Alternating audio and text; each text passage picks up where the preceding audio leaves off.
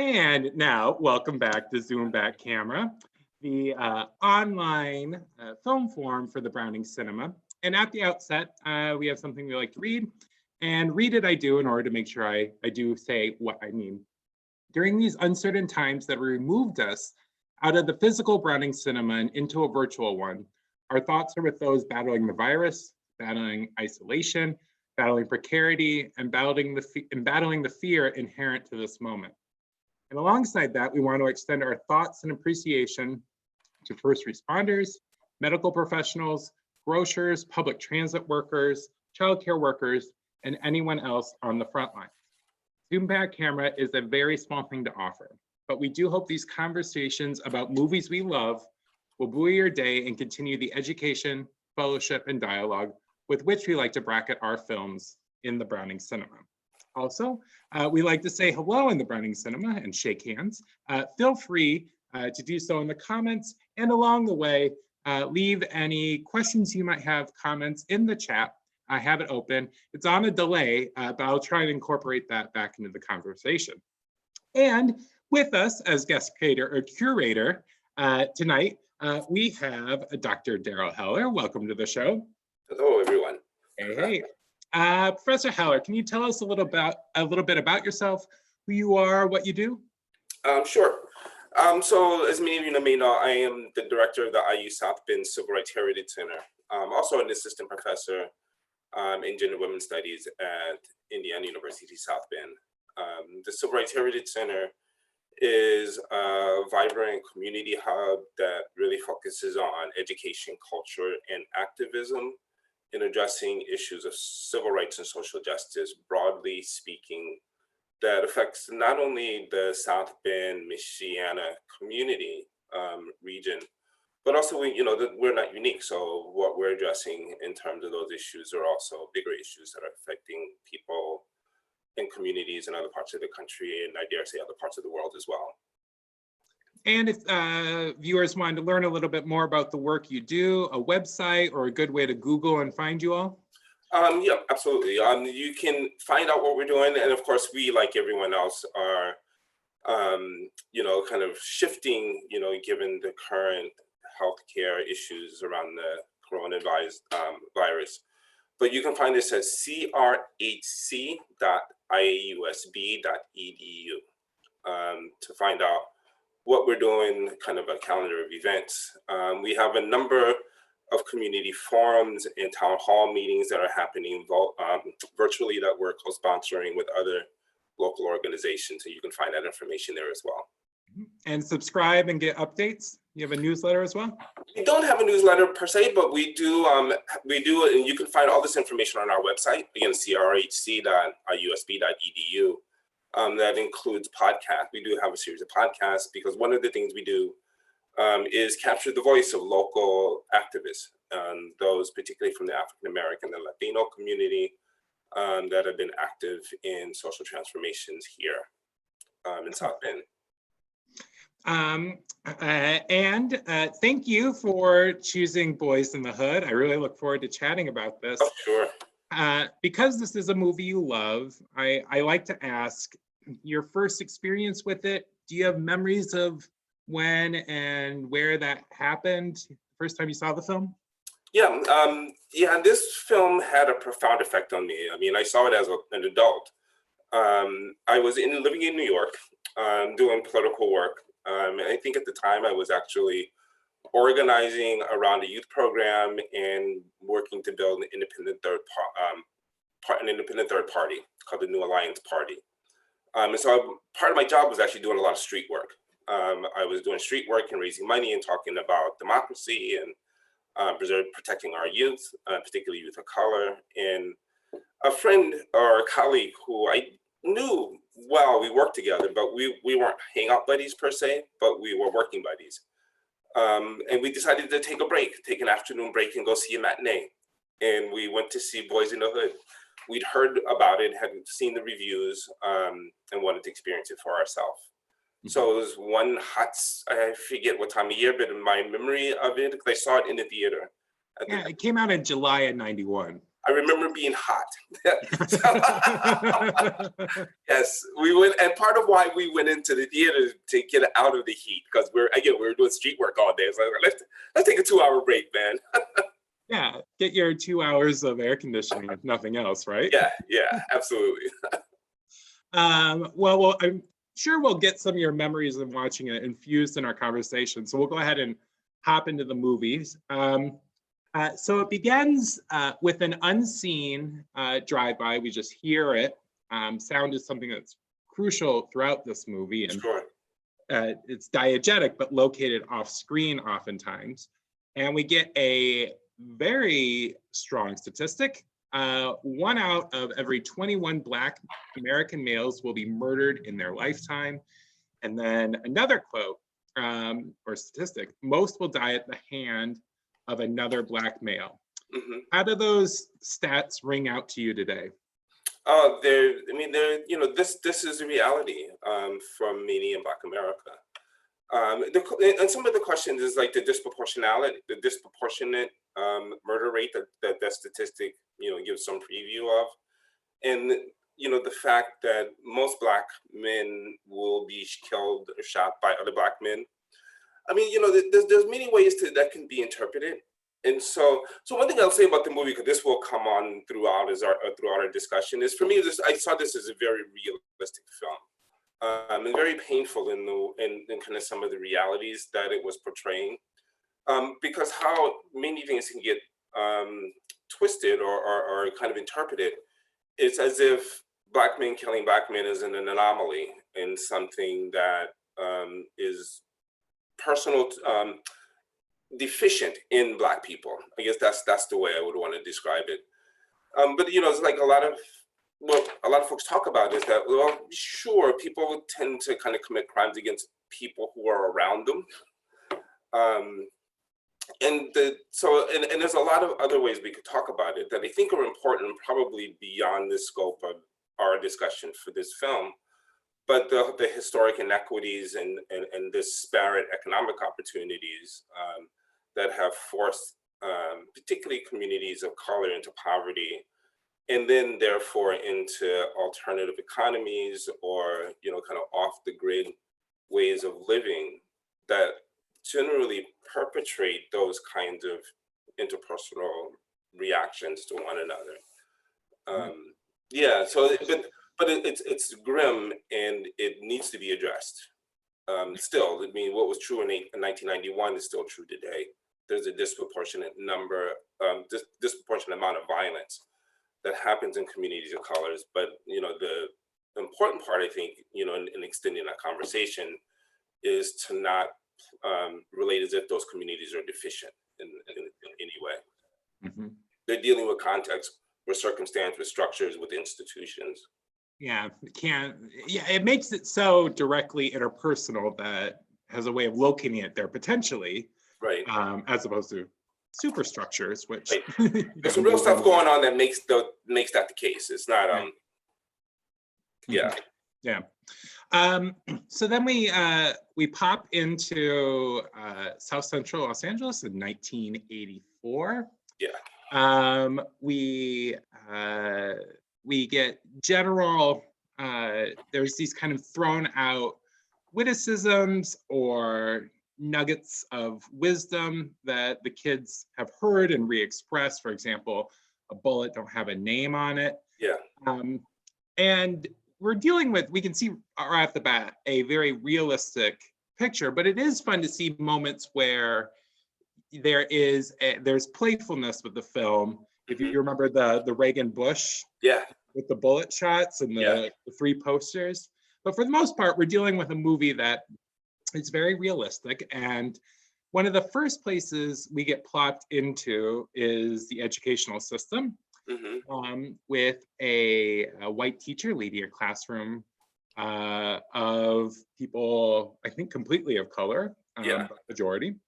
And we're going to get various reproaches of societal institutions in this film. And here we see some shortcomings of, elementary education, the education system generally. What's it picking apart for you, and how does it transfer to what's going on today, efforts that are being made? Yeah, no, it was interesting. You know, again, I was cutting my political teeth in 1984. I was actually organizing a national demonstration against Reagan Bush in 1984 across the country. So seeing that in the film is like, yeah, I remember that. I remember those posters. I didn't have a gun, so I didn't shoot bullets, but I would have shot a couple of holes in those posters myself. Where were you for that? What part of the country, out of curiosity? Oh, I was 84.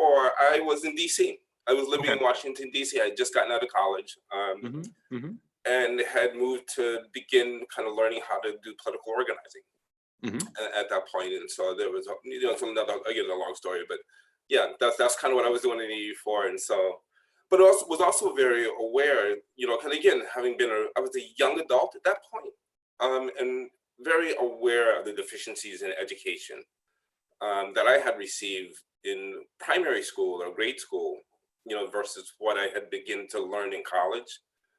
So seeing that scene of, you know, the white teacher in this class of color, students of color, talking about, you know, this American trope of Thanksgiving, and this is why we have turkey, and, you know, that they have these special foods, and, you know, these kids are like, what? and, you know, and Trey's not having any of this, right? And so it was kind of an interesting dichotomy when he gets he gets allowed to teach the class, and he's not talking about pilgrims, he's talking about Africa. And, you know, the birth of humanity. You know, so which is, I think, a totally different direction that the teacher went, but it also, you know, this tension between those, I think a fight that erupted is kind of this tension between what we're taught about our history, we as in Black people, about our history, and kind of how we internalize what we've learned in the classroom. So the other kids kind of like insistence that he's not from Africa and he's not African, and that kind of generates this fight between them. So that was an interesting kind of dichotomy in terms of the structures of education and the institutions that are shaping how people in those communities are seeing themselves. And any local projects or groups, if people happen to be listening and interested? Oh my God! You know, here in South Bend, I mean, I think it's really important. Thank you for asking. Is that one of the things that numerous folks have been working on locally is this preservation of public education, because what we're finding nationally is an assault on public education in general, and we find the struggle here in South Bend with the growth of charter schools, growth of private schools, vouchers, kind of that whole thing, and somewhat the failure of public education to really educate all of our kids. And so I think what we'll find, and we can refer back to this again, that what's happening in South Central with these young people that the film depicts is what South Bend is a microcosm, you know, of some of that to an extent, both in the institutions of education, but also in just the kind of lives that are options that many young people, you know, the South Central LA is kind of our west side of South Bend is the microcosm of that. So some of those issues still resound and still resonate.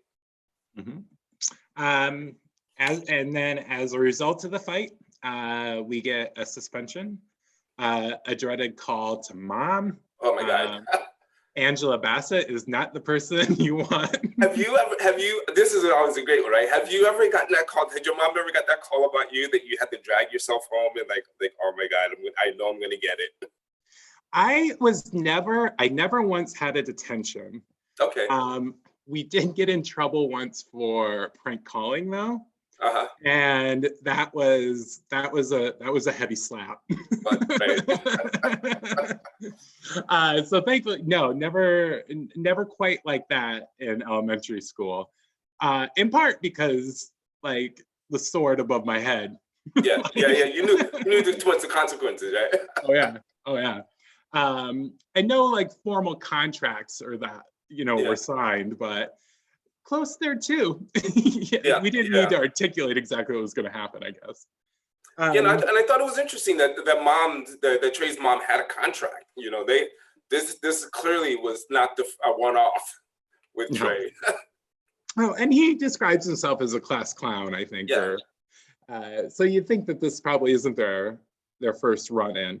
And also her just reliance on structures and I mean, she's going to be plugging into various forms of delineated created capital. And so relying on legal instruments makes sense. Like she would draw something up like that.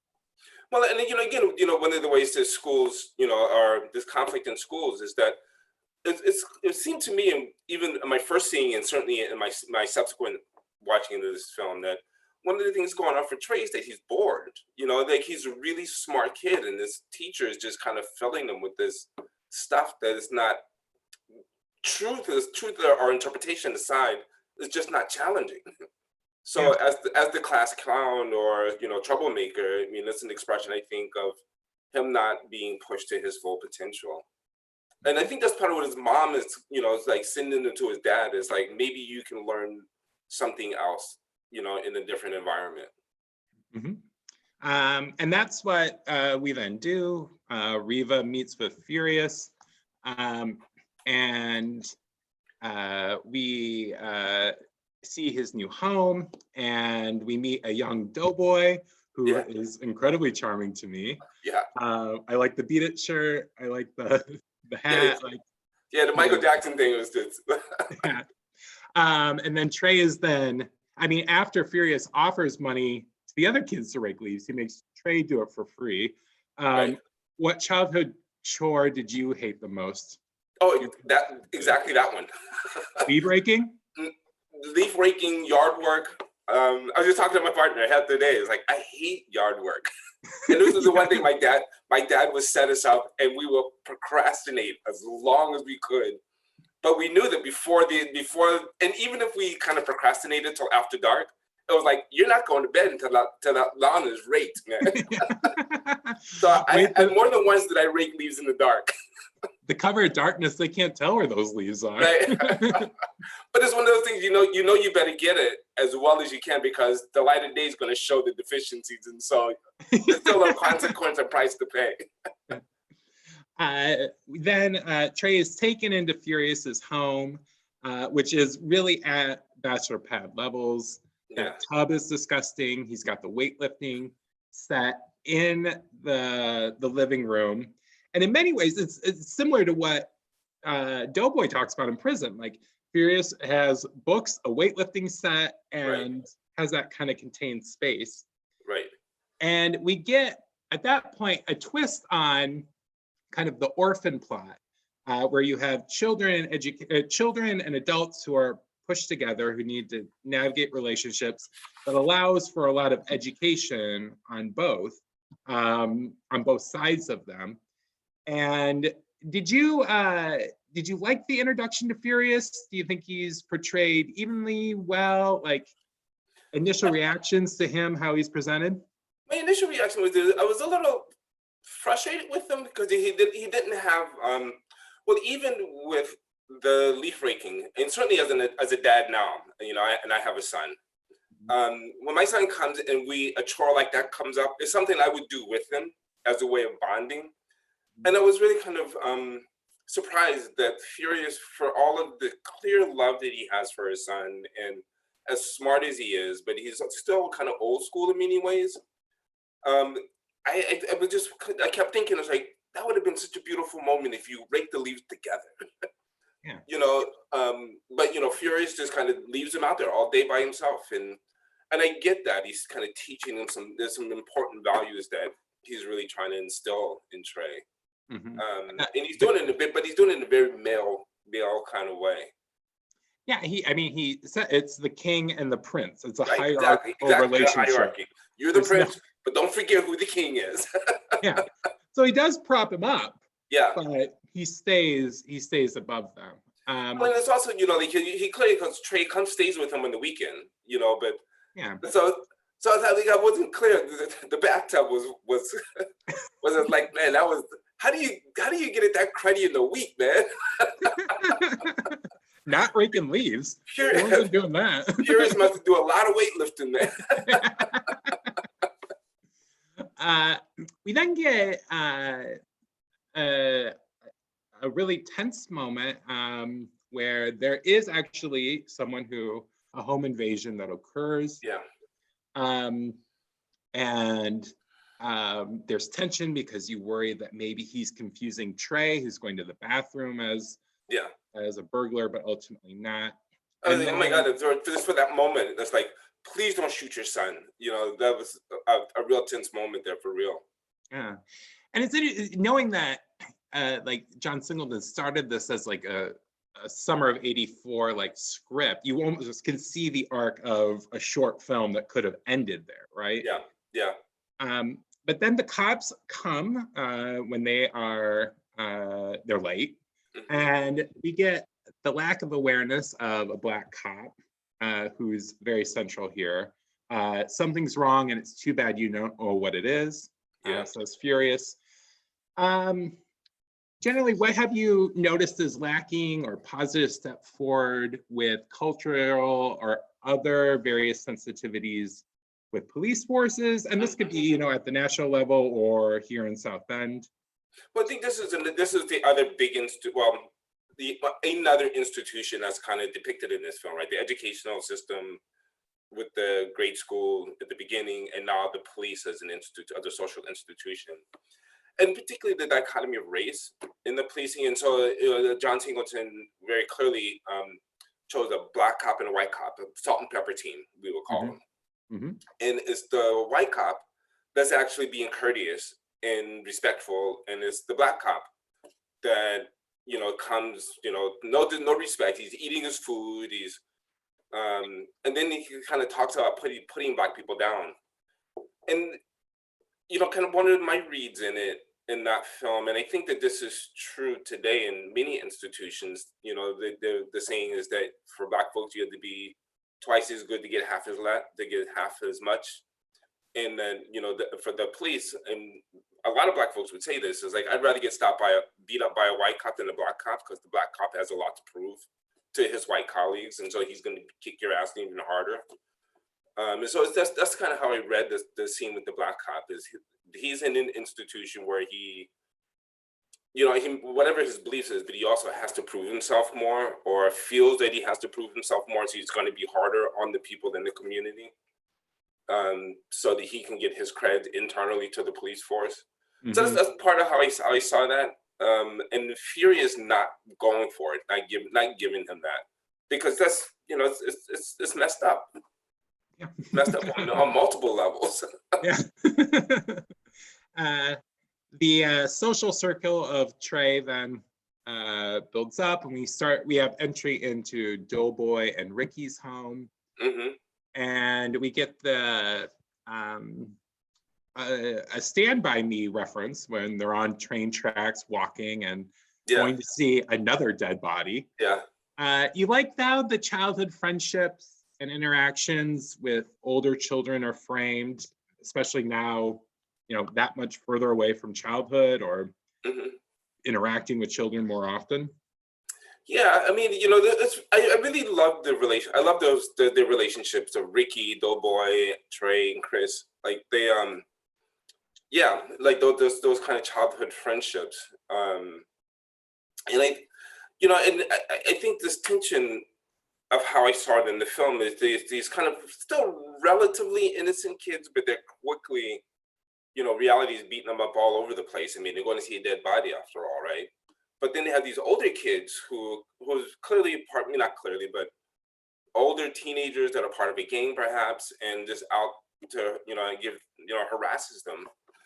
And so, I mean, I think you do see that tension today. It's kind of generational. In that circumstances, again, part of how I saw it in this kind of more realistic way of like, the streets are hard, and you got to learn it quick. And for Doughboy, continually telling Rick is like, don't bring the ball. I told you not to bring that ball. and the part, because he knows that's just one more thing you got to deal with if you're out in the streets. And he had said it early before it even happened. It's like, I'm not helping you if somebody takes it or if you lose it. Yeah, it's flagging attention, and yeah. you need to keep your head down. Yeah, absolutely. And I think that that's true. And, you know, a lot of tough streets in inner cities in particular, you know, kind of growing that kind of those hard lessons of growing up, and knowing when you keep your head down, knowing how to just how to navigate the streets and those relationships. You know, and for Ricky, when the ball was taken, it was like, okay, you know, my bad, the ball's gone. He's just like resigned himself to like having it. But Doughboy is like, no, you know, we're not going to get punked, basically. Even though he's so much smaller than these other kids, he's gonna try it anyway. And it doesn't work out for him. Nope, I mean, doesn't work out well. And you kind of know it's not. I mean, these little kids are like, "What are you doing, this little?" We then skip forward and kind of that keep your head, like moments of like how to navigate this world. We get a lot of moments of direct education or advice from Furious, but when they're near the water, we get 3, always look a person in the eye. They get to respect you better or have to respect you better. Yeah. Never be afraid to ask Furious for anything. Stealing isn't necessary. Never respect anyone who doesn't respect you back. Right. Any edits or switches or additions if you had a 4th? How would you play with that list? Always search for the truth. You know, like to see through what they're telling you. I mean, I think and certainly for something that Furious would support. You know, I would read is like, you know, they're going to teach you all of this crap, but look for the truth. You know, don't accept what you're told at face value. Yeah. I mean, yeah, that's a great one. I think you'd approve. Well, and I think, you know, we're you know, I think when we get, you know, the scene where Furious takes him to Crenshaw, and you know, this home buyer and property values. That's kind of what Furious is in. These advertisements make this sound so great. You know, we give you cash for your property or whatever, but you can't accept that at face value because there's a real steep price to that they're not telling you. Keep reading. Yeah, like layers. We then go ahead. Just one thing, just in that scene that we were just talking about, when they're by the interaction with Furious and Trey, is this thing about being a dad. You know, like any fool can make a baby. Any fool with a dick can make a baby, but it takes a real man to raise a child. I think that was just a really powerful lesson. And you know, where Furious is really trying to instill, like that could be number 5 in that list. That probably, yeah, that was part of that's like the addenda, the amendments to that he just added in. Yeah. And another one that we'll talk in a little bit about, like, don't go to the army, Trey. So, yeah, right. those are stacked right with those. We then get the last scene of the childhood years, which is for Doughboy breaking one of Furious's rules. That is, don't steal anything. Yeah. And a lot of this, you know, throughout the movie, but here's a really good example of Trey's eye line being the viewpoint of the camera. We'll often return to this, seeing it through his experiences, and that's how we're to internalize it. At that moment too, we get the 5 stair steps, singing "Ooh Child." Yeah. Curious. So people I know tend to break one or two ways. It's used to uplift them or used to make them weep. Maybe with an attempt to feel better later. But how do you hear the song, or in that moment, in that scene? I think it was kind of almost sentimental, you know, like these 2 different paths, you know, that Doughboy is on his way to prison. I know it's not clear, but you know, he's going to juvie, you know, that's then going to lead to prison. Trey is on his way to becoming, quote unquote, somewhat a respectable young man.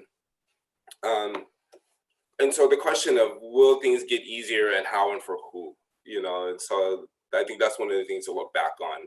That, I don't know if that makes sense, but the kind of, I think, the nostalgia of sorts. Yeah, and I mean, this film does a lot of work to show trajectories and possibilities. Yeah. And what's fulfilled. Yeah. Yeah, because we'll come back to this. I mean, and I think, we see throughout the film, Trey is this pivotal character. Which way is he going to go? And at this scene where, Doughboy is on his way to juvie for the first time as they're coming back from their fishing trip. And you see the kind of, like you said, the line of sight in Trey's eyes, like, what's this Trey's future hold? And we don't know at that moment. We then shoot forward 7 years to 1991 when the film is set and released, or the majority of it is set at least. Again, interesting use of sound. We get, I think it fade to black, but we get a title sequence, and the sound that we use to glue the two are car sirens. But then we end up at a backyard party. It's the only large party I think we see in the movie, other than maybe what's happening on the Crenshaw main drag. And it's for Doughboy getting out of jail.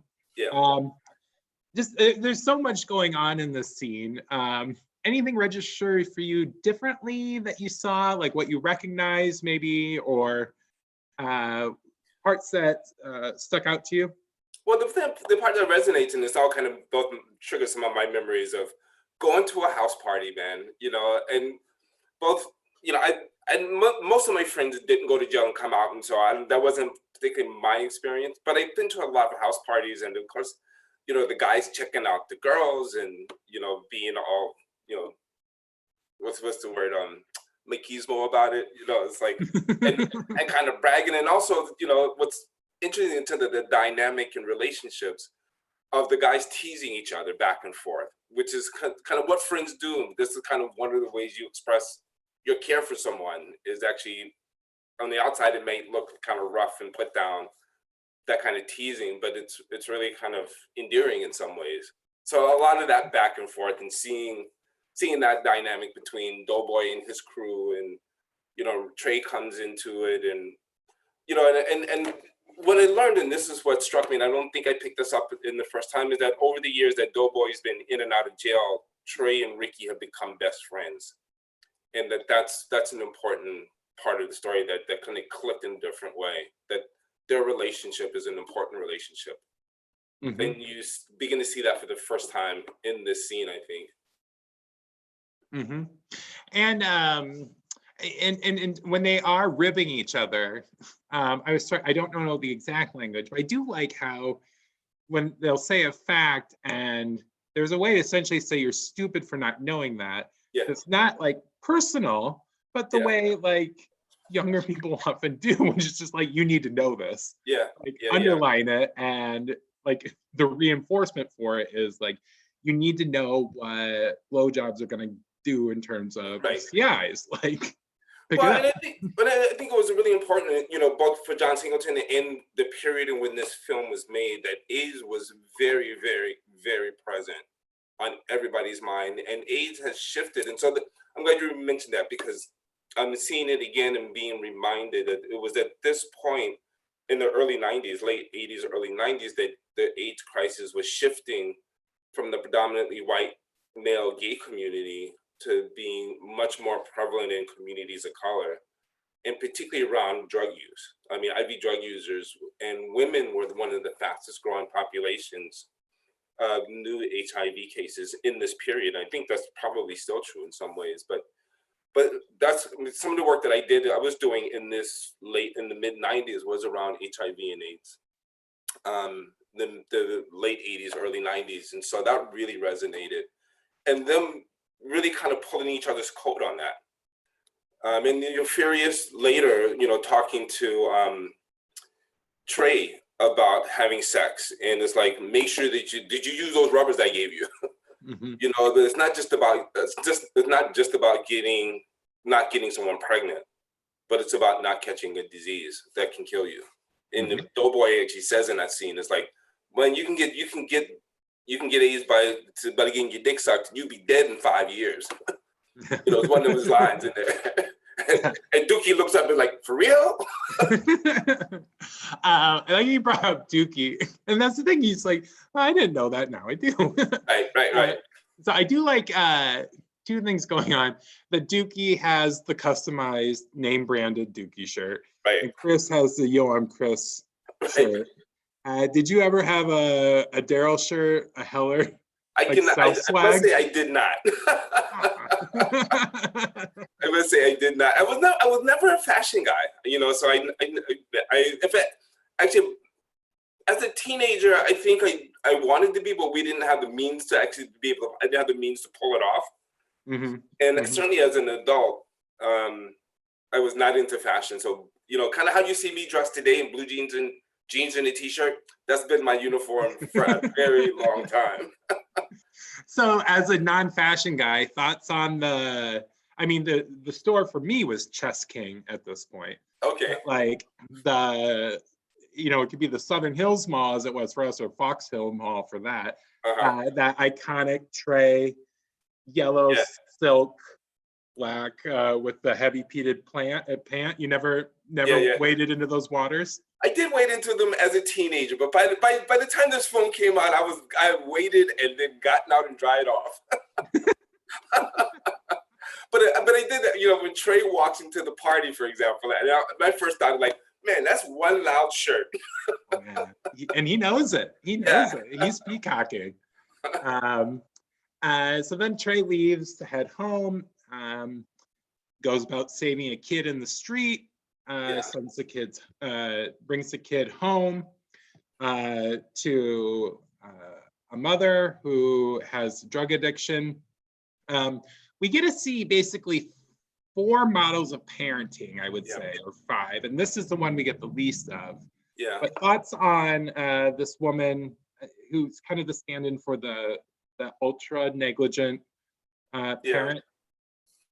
Yeah, I mean that's certainly a stereotype or a trope, and I've seen that. I mean, I've kind of hung out in communities and been in houses where kids aren't really nourished in the way that they should, or could, because the parents had drug problems or negligence in that regard.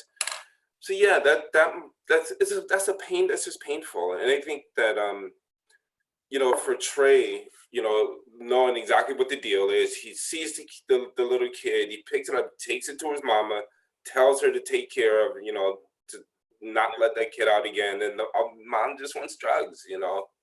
It's one of those painful moments in the film, I think, of what both poverty, drugs, and racism, and a whole bunch of other things can cascade down to strip some folks of, you know, just some basic responsibilities.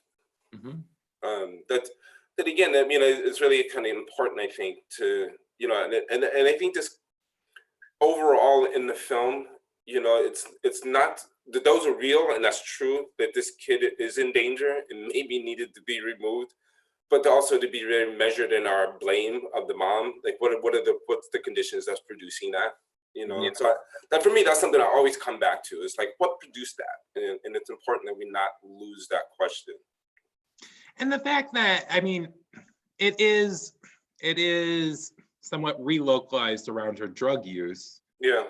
And as opposed to, I mean, it makes it so evident that you're not just thinking, oh, this is a mother who doesn't have it together. Right.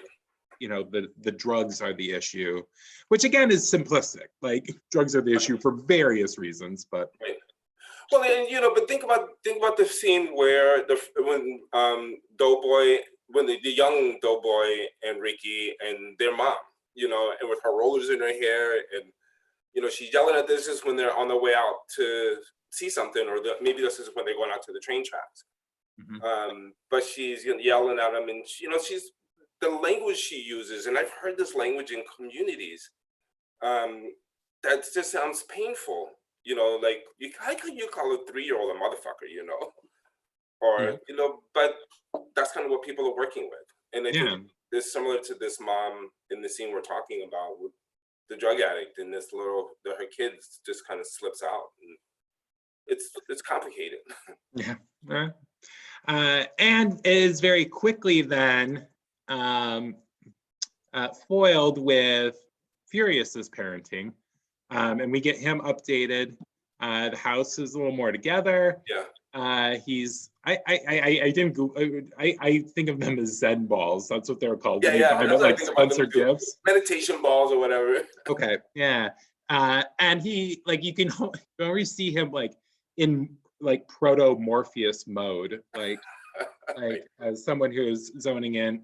And we see like this shared domestic space. We see some gender roles that are well, just openness in some ways of the discussion. Um, and we get, this is the haircut, Ricky's Yeah. haircut, which made me think, of course, what was your hair looking like in 1991? 1991?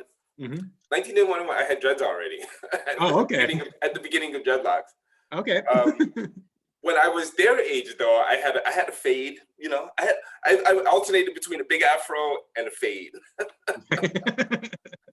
And then, like we said, this sex education that's occurring, you know, there's AIDS awareness, and it's also mixed with don't make not the mistakes I made, but like don't do what I did. Right.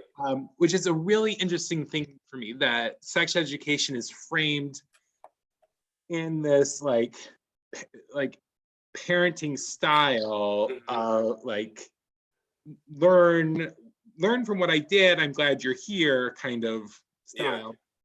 Yeah. Yeah, and we get a very good we get Trey's exaggerated Lothario story. Right. That give you laughs? Was that good? Oh, that was totally. He rocked out with it, I think. Yeah. but I think the two parenting styles are good, because I think where you're going is to Brandy's mother is another parenting style, right? Yeah. And I think that there's an interesting thing that we haven't talked about with that before, but it's both the parenting style and it's also about morality, like sense of morality. So it's like for Furious, and maybe even for his mom, it's like it's not that sex itself is bad. But if you're gonna have sex, you have to be protected. You have to not make these mistakes. And to the extent not to have sex is because the potential of these mistakes, but not because sex itself is bad or morally problematic. Whereas I think where it's coming from in part with Brianna's family as a good Catholic girl, that there's kind of morality wrapped up into that, of waiting, you know, the correct way to do sex is to wait till you're married, you know, so on and so forth. Mm-hmm. Yeah. Yeah, the various forms of like protecting children with knowledge, and some of those are hard fences, others are see the lines for what they are and sending them out. Yeah. My world was kind of more like a Furious's. It's like sex wasn't a problem per se, but everybody had sex. Like when I was, even me as a teenager, but it's like how are you doing it, and how protected are you?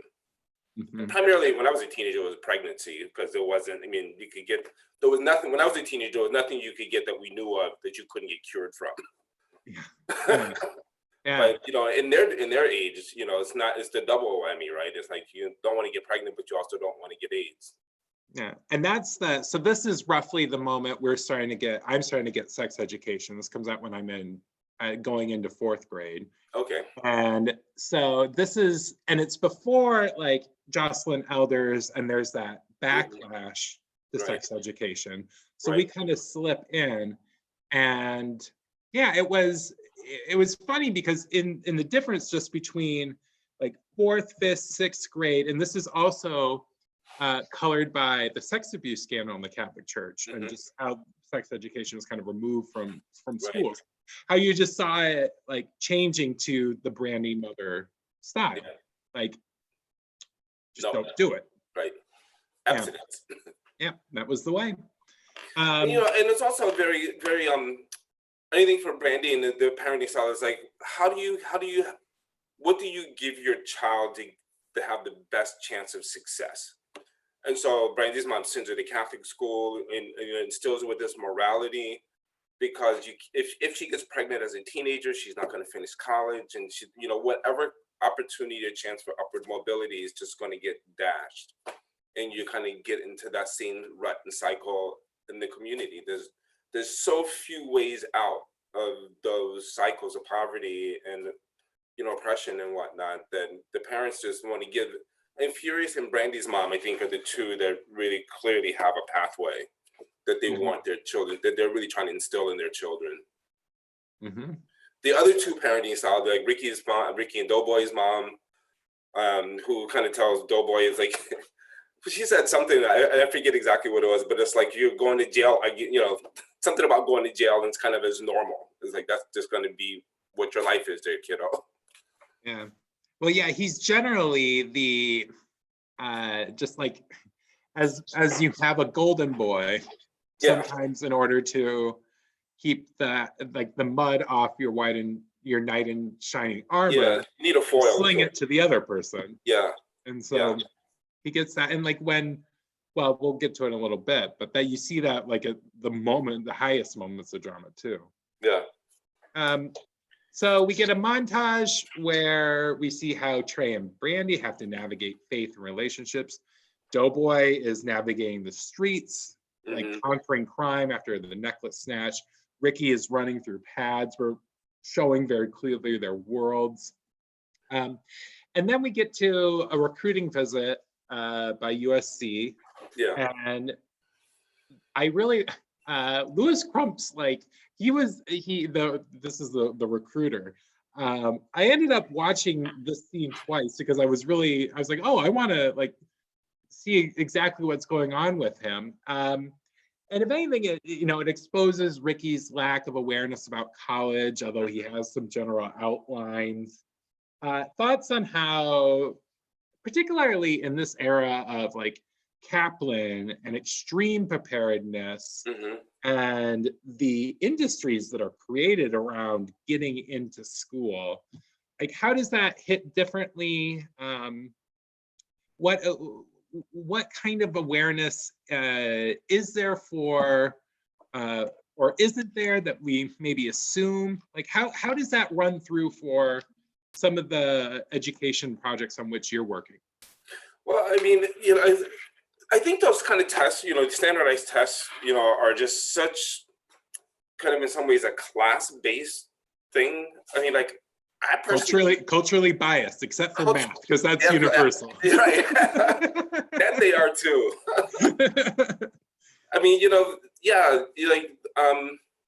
gosh, nowhere in my world did anyone ever think of, and not even any of the work that I'm doing now even, do we talk about taking test preparedness courses. One, they're expensive.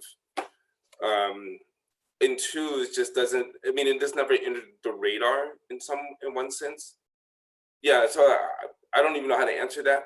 And certainly in my own life, I never did well in standardized tests. I mean, I got a PhD, but if you had me to take the GRE all over again right now, it wouldn't go so good. It wouldn't look so pretty. It's not, which doesn't say I'm not smart, and it doesn't say that Ricky isn't smart, but the level of intimidation, that kids have to deal with. And I think that one of the things that we do have to keep addressing is the over-reliance on standardized tests, which all the experts agree, captures what at one particular moment in time. It doesn't say anything about your capacity for learning, your intelligence, or anything really about that. It says, what do you know on this day right now? And that's about all you can really take from it. And to what extent should that be the judge, or how you're judged for what your future opportunities are going to be? And that's kind of one of the things that's problematic about them, among many others, among them being culturally biased, except for the math part. I did like that. And you do see that when you get the test scores, Ricky scores like a 410 in math and a 300 in verbal. Right. I was reading that score. It's like, I'm curious at a point. You read that well. I saw the 710, and that was important because that was part of the tragedy of his death. So we'll come back to. Yeah. We then get in many ways, like kind of if you think of the education through doing or narrative or plot, and then just the direct injection of ideas, one of the most central ones, I think, or that it's done in a very performative way, is after they go, they do the SATs, they head to Furious's work as a mortgage broker, I guess. Yeah. Which I think matches, I mean, Furious is a model for John Singleton's life in a lot of ways, including this character and how he was raised. But he then takes them to, we get Compton, right? We don't get specifics. Right. And this is probably its highest sermon note, I would say. And amid a very actively stage gathering, we get a talk on gentrification, Black-owned businesses, prosperity, how you hear that today, how it registers for you, potentially in South Bend, or just... I mean, that's still a consistent thread you'll often hear in the Black community, is like, we need Black-owned businesses, we need to keep money in the Black community. And I think all of those are really legitimate, incredibly and importantly legitimate perspectives. I think they're limited in some ways. I mean, they don't, I think they're based in survival. It's like, how can we, well, as we talked about earlier, it's like, it's not even so much about survival, it's about how can we thrive? How can we rebuild a vibrant community? And the only way that community, Black communities will become vibrant is if Black people make them so. Because clearly white people they come into our community to take resources out of it, not to put resources into them. And that if resources are going to be brought in, it's going to have to be through our own effort and our own shepherding of those resources. So Furious is very much, like, he sees the violence, the despair, the lack of opportunities, and this is one of the solutions of how that can be turned around. And that what you picked up on it is the Furious Malcolm Farrakhan. Furious Malcolm. Not sure if that's one word or two. Yeah. And included in that it's funny because he does wedge in a couple of other notes. For example, the drug war didn't become the drug war until it went to Iowa. Right. But Iowa, which you have a little resonance with. But also, I mean, it just speaks to, a lot of the, if it's the prison industrial complex, if it's the higher education complex, like the issues don't get noted until it affects white people. Iowa. Yeah. Yeah, well, I mean, and certainly that's something that Black people have known and been aware for a long time, that, and John Singleton, references several times in the movie, is that, Doughboy says, and nobody cares about violence here. People look all over the world and talk about violence, but nobody's looking at what's happening right here in America, in this community.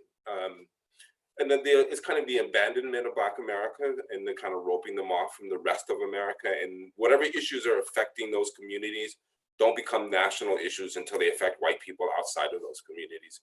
So, we look at the opioid crisis. I mean, it's a big deal. Of course, in the 70s, 80s, and even 90s, when heroin was big and, it was a crime, and to get tough on drugs and just say no and all of that shit, right? Mm-hmm. Now it's a medical condition. So it's addiction disorder versus criminal behavior. Mm-hmm. Because it's affecting white people more so. Mm-hmm. And that thread continues. We see that over and over and over again in multiple ways. And also just thinking about the nature of the movie too, just its impact it had, what conversations it brought forward, is that you had a major Hollywood release that roughly gets made for like, I can't do the math, has 1,000% return. So like 6 million, the return like 57 million or something like that. Yeah, something like that, or whatever that. I'm not a mortgage broker. I don't know. Right.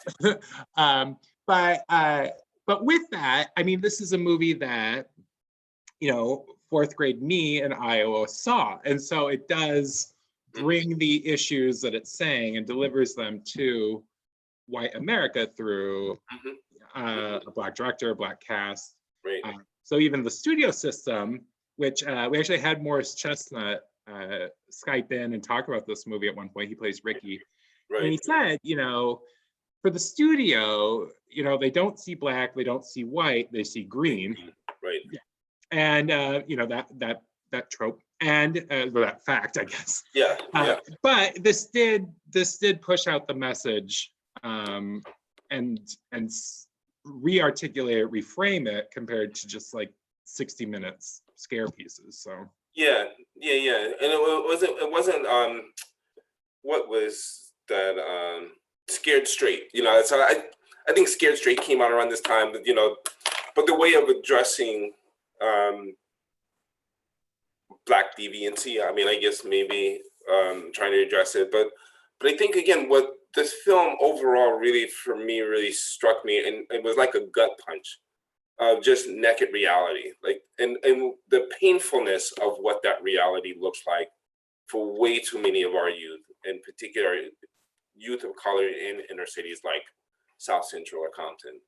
But you know, that's a reality that kids on the west side of South Bend still face to some extent. It's different in some ways, but in other ways, in other very painful ways, it's not different. it rhymes, right? Yeah. We then, I mean, talking about the gut punch, here's where like the wind up happens, and just kind of we get a teleological discussion at the Crenshaw car rally, which is interesting because we don't get, I mean, we get Brandy's mom and the way she's choosing to school, but we get a couple of discussions like you can go to church to pick up women, and just kind of like, I don't, you know, were you surprised that, I mean, because we're going to be talking about the military, schools, police, that religion kind of gets a back seat to them, or anything? No. I mean, the church is really important, you know, in the Black community for sure. And I think every well, I don't want to overstate this, but I know I've been in church and, you know, spent half the time checking out the women that was in the church. Not even with the expectation that anything was going to happen, but it's, you know, that's where you find them. I mean, they were right, but that's where they go. That's not necessarily going to be one that's going to like go home with you necessarily. But I mean, more important, I mean, you know, going to the Strip, you know, is the place where you would really want to go if you want you're really looking for action, or the potential, or and the Strip, or the club, or, you know, whatever that social venue might be. Church, not so much. Yeah. Church, not much my world. And then you were alluding to before, they call Furious Malcolm Farrakhan.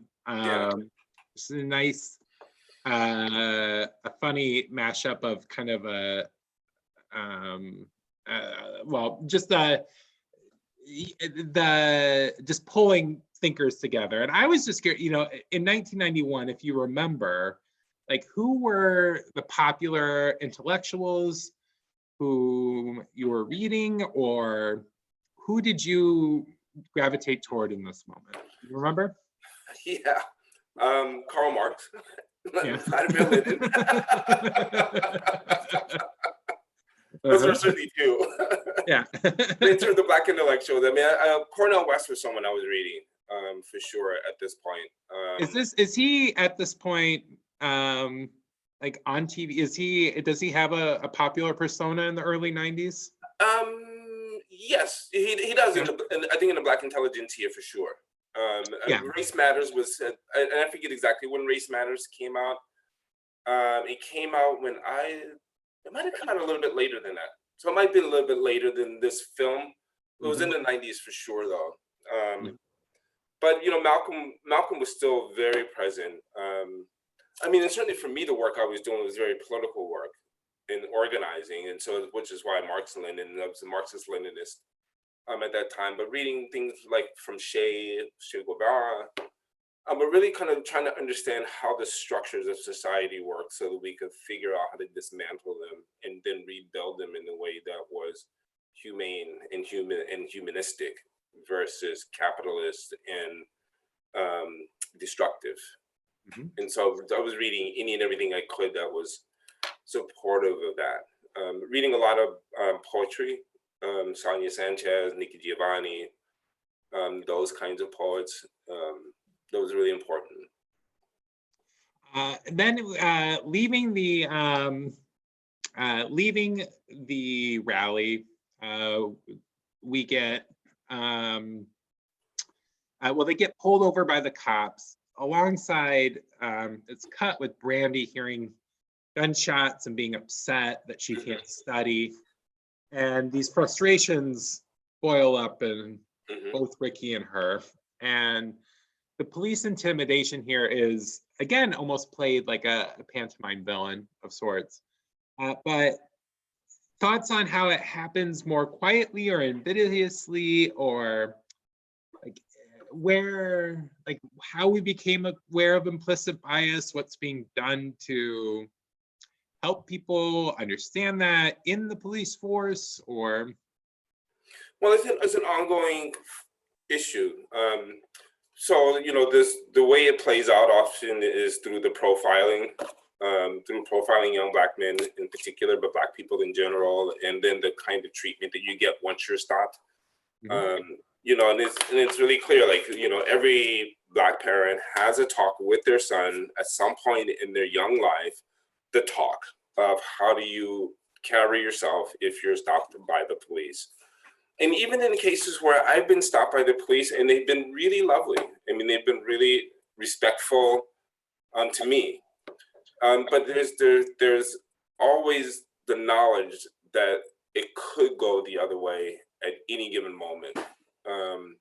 And the kind of implicit bias training that happens in many forces, but part of the problem is that it's implicit, not explicit, and that bias is not even always aware of the person who's having that bias isn't always aware of it. And so part of it is, it's not the panacea, it's not the answer, but part of the solution is diversifying the police force. Even though in these cases it was the Black cop that was the more disrespectful, violent, problematic. Both, right? Yeah. But in both cases it was the same cop. That was an interesting thing as well. Even though the cop, I don't think, recognized them necessarily. Yeah. But I would dare say, and I think the research has shown out that if you, my question would be, how many Black cops were on the LAPD police force at that time? When that was taking place, and I bet you there weren't very many. And also, like, if you diversify and increase those numbers, then there's less of a need to be the tough guy. In terms of the Black on Black cops I'm talking about. I think overall, and this may be something we could talk about, and maybe beyond our conversation here, but it's from the elementary school where they were learning the lessons of US history, all the way through the cops' attitude towards Black people in those communities. The question for me is always, as a historian, is how can we teach this history better? How can we teach it more accurately so that we really have a sense of what's producing the structures versus the whitewashed understanding and triumphant narrative that we have of our national history? So it's such that the way we learn it is that if you're not successful, it's your fault. Versus there's many things along the way, certainly for Black people, certainly for women, certainly for many other communities that have been historic structural roadblocks that prevent, that certainly make success that much more difficult than it does for other folks. And so, the level of frustration I think that Trey was expressing after that police stop, when he gets to Brandy's house and he's just punching the air, and that was one of the most painful. Like, I just started weeping from that point in the movie all the way through the rest of it, because it wasn't just that incident. That was a moment of just like, enough of this shit.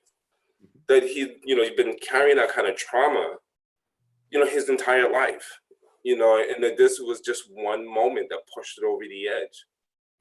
It may or may not have been the only time he ever had a gun stuck in his face, but to have that gun stuck in your face by someone who's supposed to serve and protect, is just another moment of where you're told, in the same way that I think they were being told in elementary school, your life and your history is worthless. Your history doesn't mean anything, and your life doesn't mean anything either. It's if you thinking of the two moments where outside of the last scene, because he does have a gun pulled on him in the street. Yes, the shotgun, right? Yeah, and placid, like right. But when the cop does it, it really, that's when. Right. It's a straw that breaks his back in some ways. Yeah. Like it's just, and yeah, in that way, for that reason or no reason. It's just, that was just, again, from that point, and he goes to Brandy, and just kind of breaks down, and it's like I could just feel that the pain and the anger and the rage and the helplessness and powerlessness, or a sense of it. And then there is the scene when so they consummate the relationship, and you compare it back to how he imagines it, how he viewed it when he spun the tale to Furious. Yeah. And that space, and it's brighter, it's cheerier, and then to have it be invaded with helicopters. So they're not even, I mean, in one scene, it's an overbearing grandmother, but the other one, which is real, right. There's no alone. It's that constant presence of helicopters invades a very private moment between the two. Yeah, I mean, I think that's one of the things that comes out. I mean, I think you used the word in one of our earlier conversation of looking at that panopticon, but the constant surveillance, and that's communities of color experience that all the time, and so one of the, like, why is there more crimes in communities of color? West side of South Bend being an example, just like South Central LA. And as well, if you just focus your attention on one community with so much of your arsenal, of course you're gonna find more shit. I mean, if you focus that much, up on Eddy Street, I bet you find a lot more crime than gets reported. If you just did more surveillance there, but you don't do more surveillance there because you focus your energies elsewhere. And so, that sense of not being able to be alone, not being able to have those private, intimate moments without an intrusion, in this case, the helicopters and the searchlights. And that's also a great, you could imagine how this film could be reshot, and something that allowed it to be greenlit was being very thrifty on its budget. Yeah. And the helicopters, or lack thereof, I mean, we see a drawing of one in the elementary school, but basically, and maybe you see them in the sky, but basically you get the sound, and that invades in a way that is, it's good. It doesn't locate it. It keeps it the menace. We then get a lunch between Reva and Furious, which is a great scene. That restaurant has a real 1991. It's real 90s look, and we really haven't unpacked gender all that much. And this is a film that does deal with gender, and we have been unpacking in terms of masculinity, but not through women so much. But at this juncture, like, points on thoughts on Reva, how we don't necessarily blame her or guilt. I mean, there's tension between her and Furious, and she seems to defend herself, at least to me. But thoughts on her as someone who's not on camera all that often? Yeah, no, that's a good question. I mean, I think, it's a multiple, for me, it was on multiple levels. I mean, at the beginning, that, what she says to Furious when she drops him off, Trey off as a kid, is that you've always said it takes a man to raise a man. Like, this, You're the father. This is your job. I'm handing him over. Later in this restaurant scene, you know, and she wants to get herself together in their conversations. Is like she's got ambitions, and that when she gets through school and kind of gets resettled, that she's going to come back for him. But again, it's kind of alluded to, and we don't see it. That Trey maintains a relationship with her over those years. It's not like she's not in his life. In the way that's similar, it's not like Furious is not in his life as a kid, as a little kid, because he, you know, it's alluded to that he has weekend visits, and vice versa, weekend visits with this mom. And now she's settled, she wants him back. And Furious is like, well, he's grown now, you know, it's like, it's not my decision anymore, or it's becoming less of my decision or your decision even. It's up to Trey. What does Trey want? And I totally get Trey that now he's come of age of, you know, in Furious's home, in that neighborhood with his friends. This is the place. As a young teenager, I could see, not a young teenager at this point, he's 17, I think, where he's already kind of established himself. But I get the mother's pull and the tension between the parents. I mean, I don't know, anybody who's got divorced parents or separated parents who will talk about their kid, these tensions will come up.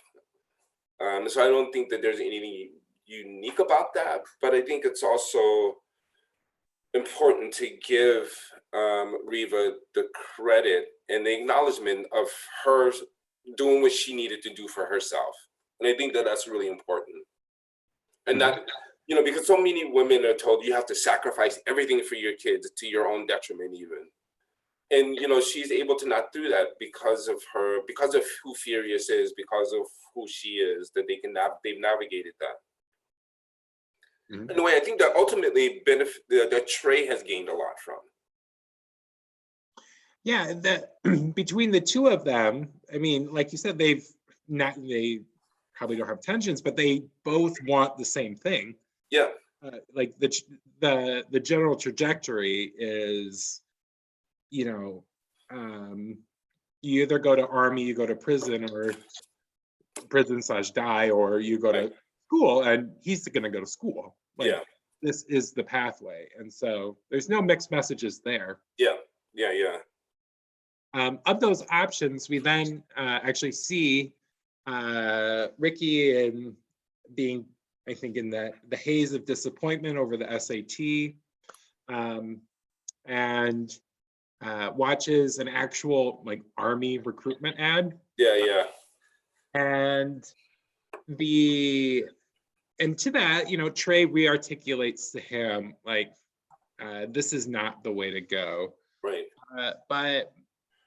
And I think that recruitment, I mean, people aren't, well, generally, like, how do you see this recruitment playing out as options, and how do you see it today, or maybe then?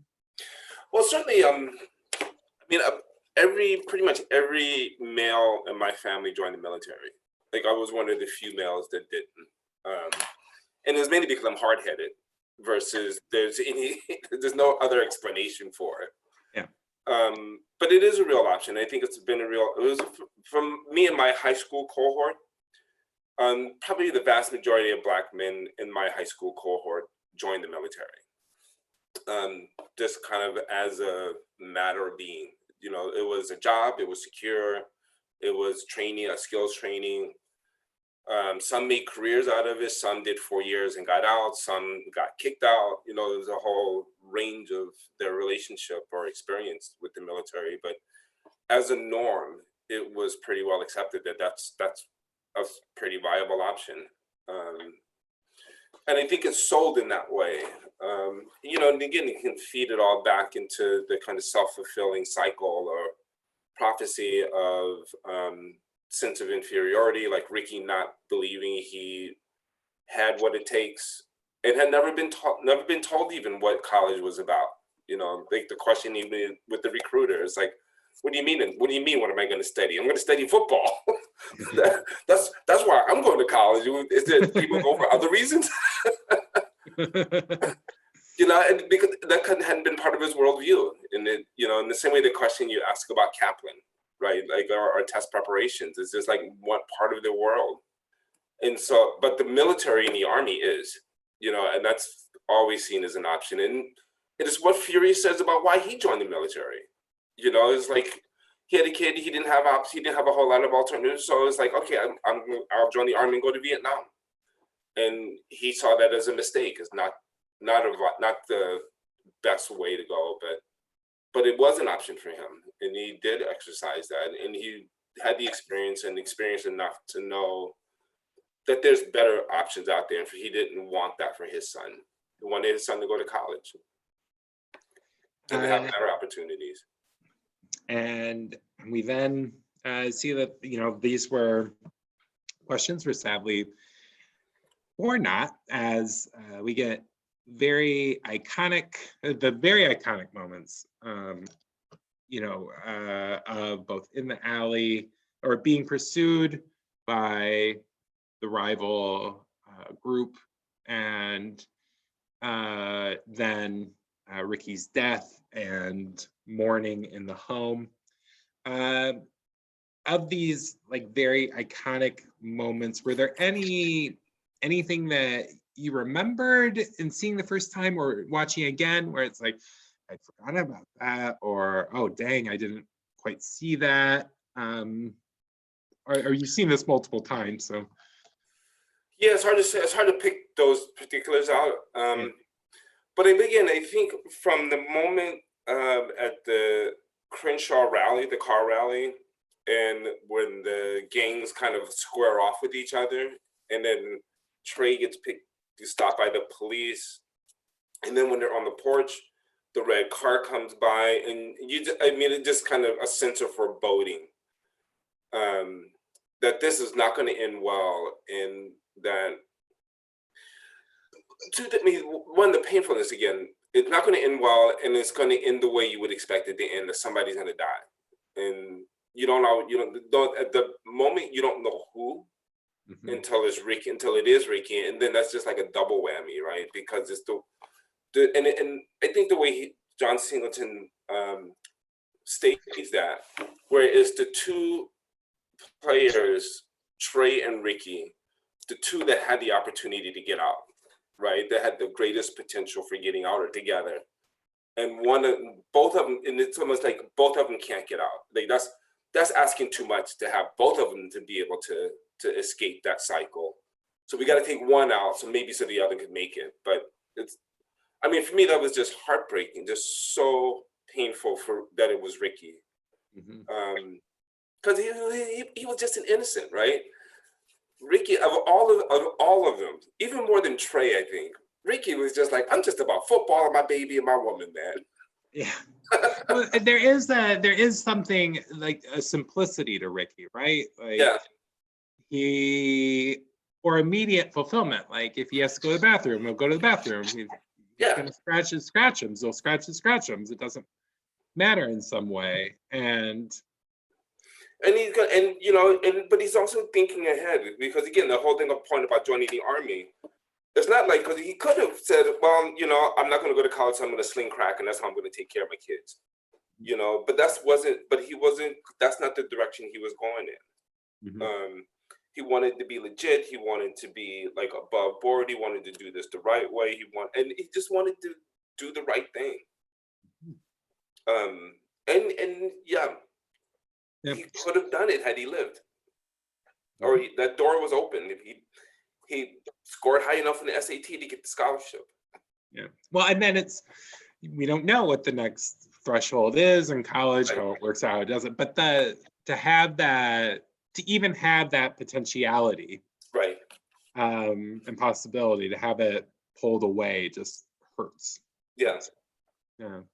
I will say I'm watching it the first time. I saw it pretty early to coming out, but already I did know, you don't know how things are going to play out, and I'm very young, but because the calling out of Ricky was like something that people were doing, I would hear that, and I would just be like, oh, they would reference the movie and yell Ricky. Right. So watching the movie, I was like, oh, this is not, because I would hear it from me. I'm like, oh, I know where this is from. Oh, you mean like Ricky? You mean that? Yeah, that. Yeah. And then they do it around me. I'm like, I Yeah. don't know what you're, they're like Boys in the Hood. I'm like, oh, so that, like, I knew my how the question would have been narrative, like, what? Somebody got a shotgun pointed at me? Like, do I need the duck? I gotta go. And I like Scratchums too, so that's not Yeah. good. But the after that, interestingly, Trey is the one who articulates first, like, meet me in the house in 5 minutes. We're gonna exact revenge. Take care of this, yeah. Mm-hmm. And we get a very where he grabs his father's gun, and a very vulnerable moment between Trey and Furious. Not the last moment, but did that vulnerability fresh for you in this movie? Like, had you seen these kind of moments often in film? Yeah, and I think that I think that relationship between Furious and Trey was really important all the way through the film. In part because it's this tension. It's kind of both very masculine in one sense, but it's also, you know, and it's also hierarchical, the king and the prince. Mm-hmm. But in some one sense, it's just very simply a father and his child and his son, and a father who I'm sure Fierce fully understands what Trey is feeling in that moment, and he also knows that that could lead to a tragic mistake. That is not the way that's going to lead to Trey having a viable future if he goes out and does this. And that tension in that moment where they're standing off, where Furious says, "Give me the goddamn gun," and it's not clear for a second what Trey is going to do, but you see the pain and the hurt in his eyes as he hands it over, and you know, and then I think it's a beautiful moment when he gives the gun and they hug each other, and Trey just cries. You know, there's no other way to let that pain out, right? And he goes to his room to change clothes. Brianna comes back, but then he changes his mind. He disappears anyway. And it's like, I mean, your heart kind of stops at that moment, because the question of, is it a question of redemption? Is it possible to be redeemed in one sense? And it's not clear which way Trey is going to go. Mm-hmm. And well, it wasn't clear which way Furious is going to go. I worried that there would be anger after he gets the gun. Mm-hmm. Like that, you know, the Trey will hand the gun over, and they'll be like, what do you do? You know, then back in a position of power, he would, you know, like rain down on him. But it is so tender and sweet. But I think Furious recognizes that Trey is in an incredibly vulnerable moment at that. And in that moment, Trey is incredibly vulnerable. Like, his best friend has just been shot down in the street. He carries the body back. He's covered in his friend's blood. And his father, who understands the streets, yeah, I didn't have the sense that he would rain down on him, but I was really happy to see. I mean, what I was more concerned about was whether or not Trey was going to give him the gun, or whether he would turn on his dad and it's like, I got to take care of this. You know, like street justice is what's demanded in this moment. Mm-hmm. And whether what Furious had taught him, or, you know, internalized for him over the years, was enough for him to kind of go a different direction. Yeah. And also the sadness of recognizing too that he's lying to his dad, because he's aware at that point, like, I'm not, you know, which obviously he's held in esteem, because mm-hmm. he says earlier, I don't lie to my dad, I just did. And not too much. Yeah, not too much. But this is a moment where he does so, and I mean, yeah, it's so. I hadn't thought he lied to him. Like, I don't. My sense was that he was sincere when he gave the gun back, and he went into his room, and he was, because he picks at a button for a second, and then it switches back to the door, and Brianna comes in, and then he goes to the room, and he's gone. Mm-hmm. I think that in the moment he saw them outside, and it's like, fuck it, I'm going. Mm. Like, I think it was he was torn the whole time. Uh-huh. I'm not. Yeah, I wasn't sure he gave the gun up with the intention of going anyway. I think he gave the gun up it went to the room and is like couldn't Swayed. contain it. Yeah, yeah. We then, as they are heading to, they're on the lookout for the other gang, for their revenge. We get Trey heading out of the car before Doughboy's final revenge. And in moments too, when you think what this film is signaling, it's interesting that they don't show that moment of peer pressure. It's just like, this is a choice. You have control over it. Take it if you can get it. But satisfaction from that scene helped the film's message. It's or how do you think about how much time we get to see, in some ways, enjoying another violent end or execution? You mean the last scene or the Trey, the whole montage? So when Doughboy, Trey's out. Yeah. And they gun down the other gang. Yeah. Yeah, no, that was, I mean, I think when I first saw it, my first take on it, my first viewing, was that this is revenge. This is kind of street justice. This is how it works. And this part of what's painful.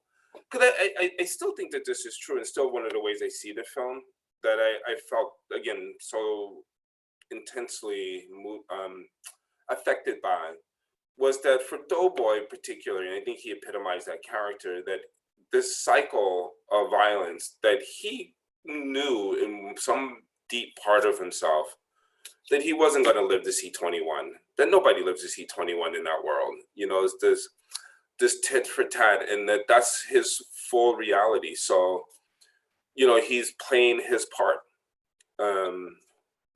Just as these three, the three that he killed had played their part and they died, and we find out that Doughboy, that it does come back. It is this cycle, and it's vicious and it's endless and it feels hopeless for most. Again, a few can squeak out it, and when I saw it, I was fairly political and pretty aware of stuff. In that, the Treys of the world will get out, but the Treys of the world are very much the exception and not the rule. And that Doughboy and Ricky and all of that's the rule. Even for those that it shouldn't be for, like Ricky, people like Ricky. Or Chris and Dookie, and we don't find out, but yeah, and I think those two, and it was interesting, Doughboy and Ricky as brothers, kind of juxtaposing opposites in that regard. Like Doughboy fully embraced that lifestyle, the game, the streets. That was what he saw as his only way out. Ricky had a way out with football. He was an athlete, and that kind of gave him other options that Doughboy didn't feel like he had. And Trey, being the third leg of that stool, had his dad, who gave him other options, or a family's mom and dad. We then get in the last scene, Doughboy's monologue. Great. Powerful, yeah. Yeah. And I think that he sums it up in many ways, I think, through that monologue. In the thought I wrote down, don't know, don't show, or don't care. Yeah. About what's going on in the hood. And then anyway, thoughts on that general, like, don't know, don't show, don't care. Or cycling that through, what ultimately happens to Doughboy compared to Trey and Brandy's epilogue. But I think for Doughboy feeling like totally abandoned and alone at this point. He lost his brother. His mom has basically blamed him for his brother's death, and she's not having any parts of it. I mean, he's always been the black sheep anyway. And so it's kind of almost like, well, what do I got nothing to lose. It didn't have anything to lose before, now I got nothing period. And so yeah, that don't know. Yeah, that whole talk, he talks about this cycle. It just goes on. And I thought it was the two things in that monologue, that last scene of we saw, the two things that struck me the most. One is Doughboy telling Trey he understands why he got out of the car. Like this isn't for you. You shouldn't have been there to begin with. Which is really gracious, because another way of street understanding is that it's your best friend. Of course, absolutely, you should have been there, and you should have been the one, along with his brother, to get the revenge. But Doughboy gives Trey that prop. It's like, I understand why you got out, and when Trey but Doughboy says, "I'm alone," Trey steps up and says, "You still got a brother." Like, that was a really powerful moment as well, is that he wanted Doughboy to know he wasn't alone and that he was still cared for. Like you're part of my family. You're part of who I am. We're still going to be soldiers together, however you might describe that. And there is I think there's a fatalism on both sides too. Like, there is that connection, but also this is the parting point naturally too. Like, at 18, like, I am going a different direction, you will go a different direction. Well, it's also like a lot of brothers. I mean, like me and my brother, I have an older brother. Like, he has a set of friends, and I know his friends, but his best friend is not my best friend. And so Ricky and Trey were best friends, but Trey and Doughboy were friends, but not best friends. Like, they didn't Trey and Doughboy didn't hang out together the way that Ricky and Trey hung out together. It was nice.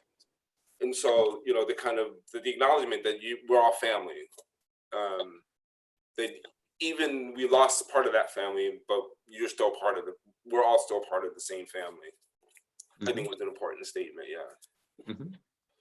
And like we said, we find out Doughboy was murdered. And this for me is the epilogue is very stark. Doughboy is dead in 2 years, and 2 weeks. Sorry, 2 weeks, right? Yeah. 2 weeks, and Trey and Brandy are ending up in kind of the promised land, which is Morehouse and Spelman. Like, it's very stark. Yeah. And then we catch the very ending with "Increase the Peace." Any thoughts on the final? Just what you remember the conversation being after this film when you saw it? Did you talk about it? Or was it just after I stopped bawling and weeping? Yeah. No, it was very much about structures. I mean, again, for me and where I was at that point of seeing this movie, it was like, this was a gut punch of reality, in one sense, kind of dramatized for sure, but real in many ways nonetheless. And the question for me was, and still is, how do we change the conditions that so few people have opportunities to be able to succeed? And particularly, how can we change the conditions that race isn't the dominant factor? Race or your zip code will determine to a large extent your level of success, or healthcare, or educational opportunities, or a whole host of other social goods. That these folks in South Central, they had so much stacked against them that was so beyond their control in some ways.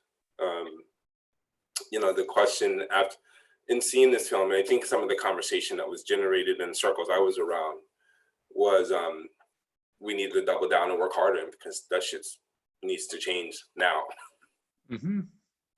And it still needs to change now. And it's still that conversation is still happening. Exactly. Yeah. And so I really appreciate having the opportunity to talk this through with you. Oh, well, it's great. And in part because it's a great movie to set up, like, these structural issues may have mutated or shifted, and they have different chords they're being hit potentially, but it's still present, it's still happening, and it's what the Civil Rights Heritage Center works on day in, day out. So it's what I do. Yeah. It's what we do. Well, thank you so much for joining us, Darryl. And before we go, we do have a questionnaire. Okay. In order to find out, I got my social scientist glasses, whether or not you indeed love films. Because were you aware that Proust's younger sister Becky created a 5-question questionnaire to Was that? determine exactly that? Well, she did. She did. Do you care to take it? You game? Let's go. Let's go for Okay, it. here we go. What was your first R-rated movie? You're not gonna believe this. My first R-rated movie was The Graduate.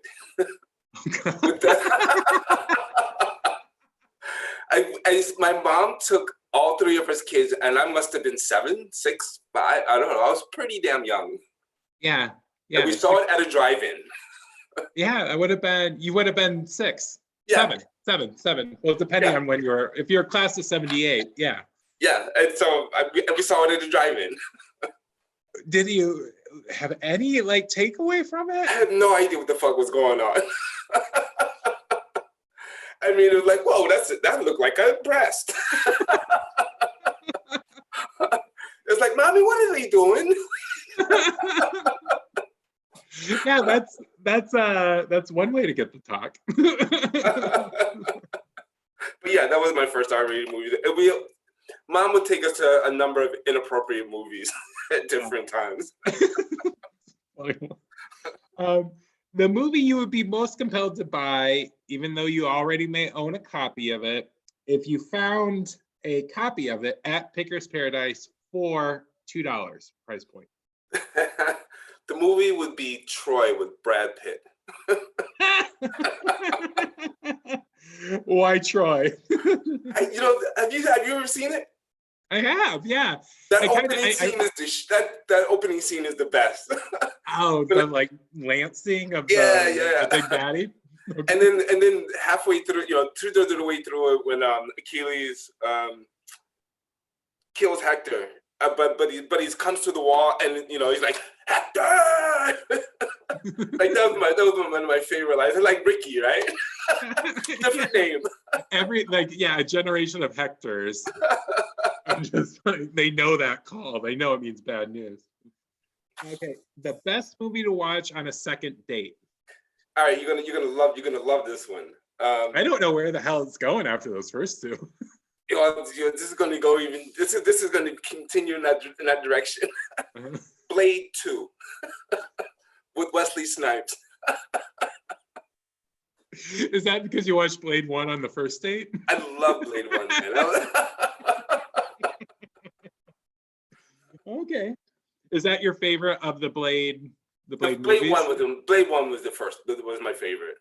Okay, but Blade 2 is a good litmus test. Blade 2 is one of those. Is like if you a second date will go and watch that with you and still hang with you after that. You might have a future. Yes. Yeah, just test them off the bat. No reason to wait till date 5. Okay, first question. What's your favorite toppings on pizza? Sausage and pepperoni. Okay. And when eating a sausage and pepperoni pizza on the couch, what movie do you want to have on? What movie would I want to have on? I thought about this, and I've gone back and forth through a couple of them, but I think Space Odyssey was one that came to mind. Because I just really like, Hal was one of another name, right? Yeah. Hal, what are you doing? And that's a really good, because it's pure, it's limited, but it's spectacle, and that's a good. There's lots of good visuals and stuff and whatnot. Mm-hmm. Okay, and then the last question. You are, once again, 10 years old, and you receive a screener from the future. What movie most blows your mind? As a 10-year-old? Mm-hmm. Finding Nemo. Well, that's that. That would put the fear of God in me if I saw that when I was 10 too, probably. Yeah, it's really deep in some ways, right? Mhm. I mean, you know, and there's a great movie. It's another father movie, a movie about a father who really cares and loves his son and goes to Mhm. the limit. But you know, the journey it's all in the journey. Yeah. And like generally Pixar, when you're 10, if you grew up before Pixar is just like, Yeah, yeah, yeah. that's gonna blow it. No, blow it totally, man. Well, 1 second, let me do my calculations. It turns out, Becky never lies, you love movies. And we loved having you here on Zoom back camera. Thank you so much, Darryl, for taking the time and for chatting about this movie with us. All right, thank you so much, Ricky, and we'll be in touch. Great. Have a good night, everyone out there, and we'll see you soon. All righty. Bye.